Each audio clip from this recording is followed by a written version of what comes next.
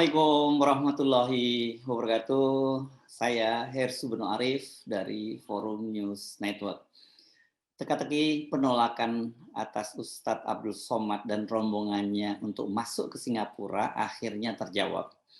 Departemen Dalam Negeri Singapura yang membawahi Immigration and Checkpoint Authority atau ICA secara mengejutkan akhirnya menjelaskan secara terbuka alasan penolakan terhadap Ustadz Abdul Somad, atau dalam istilah keimigrasian ini kan disebut sebagai not to land, tidak boleh mendarat, tidak boleh masuk ke suatu negara. Penjelasan dari Singapura Ministry Home Affairs atau Kementerian Dalam Negeri Singapura itu diunggah dalam website resmi mereka dengan judul Press Release Ministry Home Affairs Statement in Response to Media Queries on Abdul Somad Batubara, atau siaran pers pernyataan Kementerian Dalam Negeri menanggapi pertanyaan media tentang Abdul Somad Batubara. Pernyataan itu dipublikasikan pada tanggal 17 Mei 2022 atau satu hari setelah peristiwa penolakan Ustadz Abdul Somad dan rombongannya masuk ke Singapura.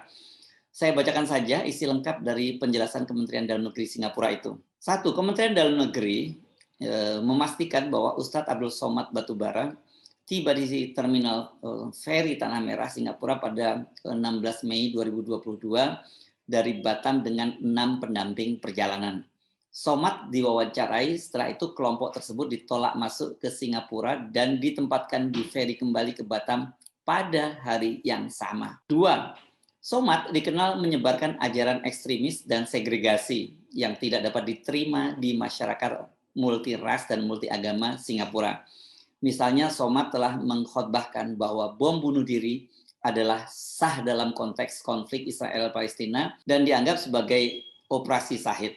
Dia juga membuat komentar yang merendahkan anggota komunitas agama lain seperti Kristen dengan menggambarkan salib Kristen sebagai tempat tinggal jin, dalam kurung roh, garis miring setan, kafir. Selain itu, Somad secara terbuka menyebut non-Muslim sebagai kafir. 3. Masuknya pengunjung ke Singapura tidak otomatis atau hak. Setiap kasus harus dinilai berdasarkan kemampuannya sendiri. Sementara Somad berusaha memasuki Singapura dengan pura-pura untuk kunjungan sosial.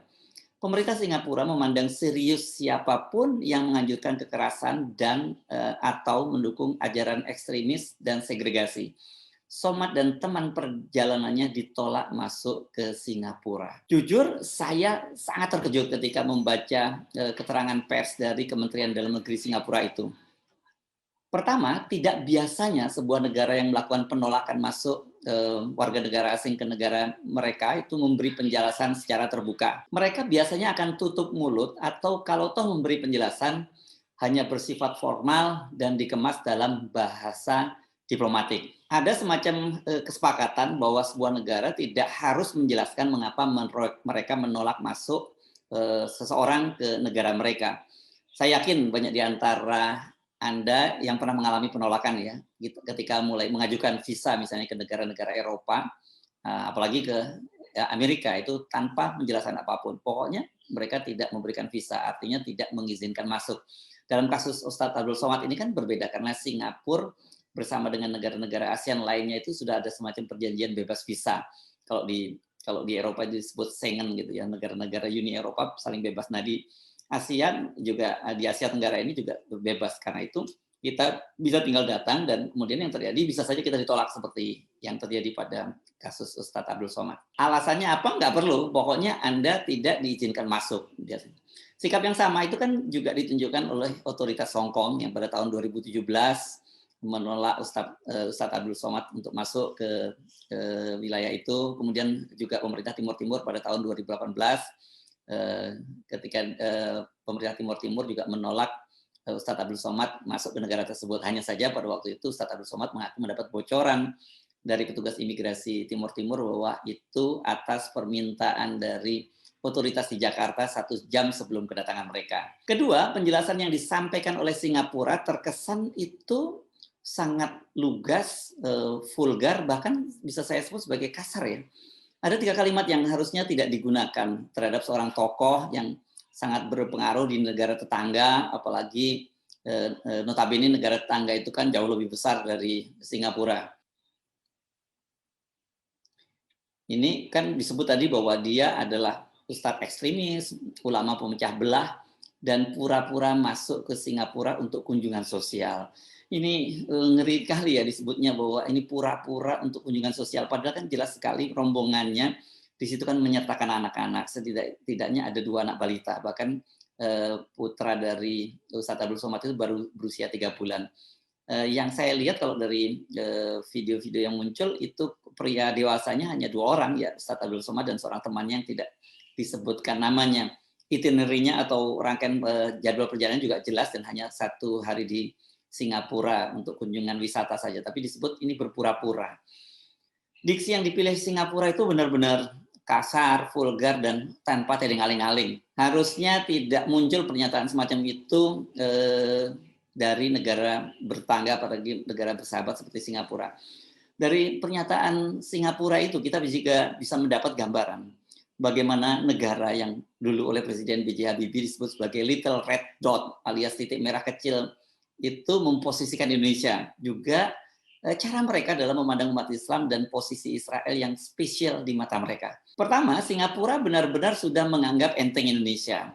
Mereka tidak peduli bahwa sikap mereka itu akan membuat pemerintah Indonesia tersinggung atau marah. Begitu juga halnya dengan umat Islam Indonesia yang banyak menjadi pendukung Ustadz Abdul Somad. Ini semua sama sekali nggak diperhitungkan oleh Singapura. Saya meyakini mereka ini sudah bisa mengetahui dan mengukur posisi pemerintah Indonesia yang dipastikan juga tidak akan bereaksi keras terhadap penolakan ini. Saya kira Singapura pasti paham bahwa pemerintah Indonesia saat ini juga tidak cukup ramah terhadap umat Islam. Mereka juga tahu bahwa di bawah pemerintahan Jokowi ini profil politik luar negeri Indonesia ini sangat lemah. Tidak high profile seperti pada masa-masa Bung Karno, Pak Harto, bahkan pada masa di bawah pemerintahan Ibu Megawati dan juga SBY ya. Jangan lupa ini harus Anda catat, pada masa pemerintahan Megawati itu Indonesia pernah menolak permintaan pemerintah Amerika Serikat untuk mengekstradisi Ustadz Abu Bakar Ba'asyir. Ya di pemerintahan Amerika saja bisa ditolak gitu ya. Kedua, Singapura ini dengan penduduknya mayoritas etnis Cina memang ya tidak ramah terhadap umat Islam. Dengan dalih sebagai bangsa yang multikultur, mereka mengetepikan umat Islam. Walaupun kita harus mengakui ya dengan paham agnostik dari pendiri Singapura Lee Kuan Yew, agama itu memang tidak mendapat posisi yang penting dalam kehidupan bernegara mereka. Namun khusus untuk umat Islam ini ada semacam kecurigaan tersendiri di bawah sadar Singapura. Hal ini dikarenakan posisi Singapura persis ini seperti posisi Israel di lingkungan yang mayoritas Arab. Mereka adalah negara kecil dengan etnis Cina yang dominan, dikelilingi oleh negara besar dengan etnis Melayu dan beragama Islam. Jadi mereka ini di bawah sadar menyimpan ketakutannya terhadap etnis Melayu dan Islam. Sama seperti halnya Israel sangat takut dan khawatir dengan Arab dan Islam.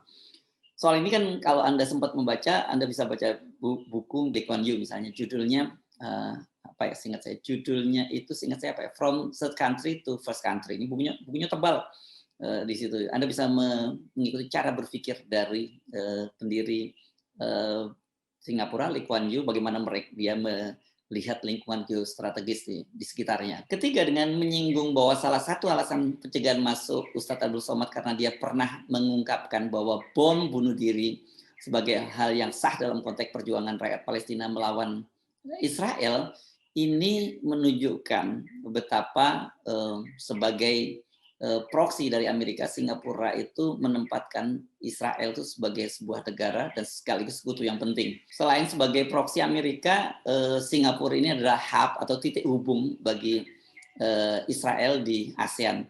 Mayoritas negara tetangga Singapura seperti Malaysia, Indonesia, dan Brunei itu sampai sekarang masih menolak hubungan diplomatik dengan Israel. Sementara Singapura memiliki hubungan yang sangat dekat dengan Israel. Beberapa operasi intelijen Israel Mossad itu diduga dilakukan dari pangkalan mereka yang berada di Singapura.